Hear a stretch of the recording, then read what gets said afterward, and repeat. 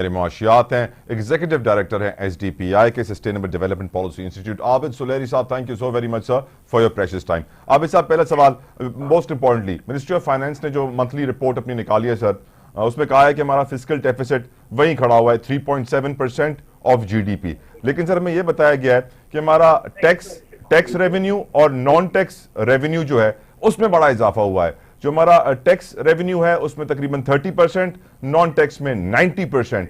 Sir हमारे revenues में 30-90% इजाफा हो रहा है, लेकिन हमारा फिजिकल डेफिसिट माली खसारा वहीं खड़ा हुआ है। सर क्या वजह है इसकी? हुकूमती अखराजात कंट्रोल में नहीं आ रहे सर?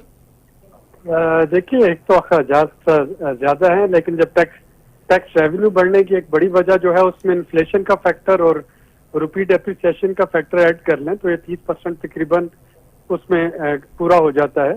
तो जितना हमारा इजाफा हुआ है उतनी ही इन्फ्लेशन और करेंसी डेप्रिसिएशन जो है उसका इम्पैक्ट भी इसमें मौजूद है।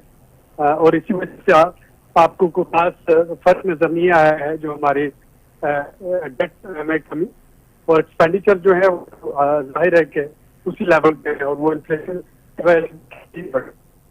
आबिद साहब, एक आम पाकिस्तानी यकीनन चाहता है कि मैं आपसे सवाल पूछूं कि आखिर महंगाई कम कब होगी। इन रिपोर्ट्स के अंदर तो कहा जाता है कि मुआशी बहाली शुरू हो गई है, we are on the path of recovery, but matter of the fact is जमीनी हकायक ये हैं कि बिजली के बिलों ने सबको परेशान किया हुआ है, स्कूल की फीसों ने सबको परेशान किया हुआ है, जिसकी तनख्वाह 70-80 हज़ार रुपए भी है वो भी मुश्किल से अपना घर चला पा रहा है। महंगाई, इन्फ्लेशन, CPI, आप कैसे देखते हैं सर आने वाले वक्त को?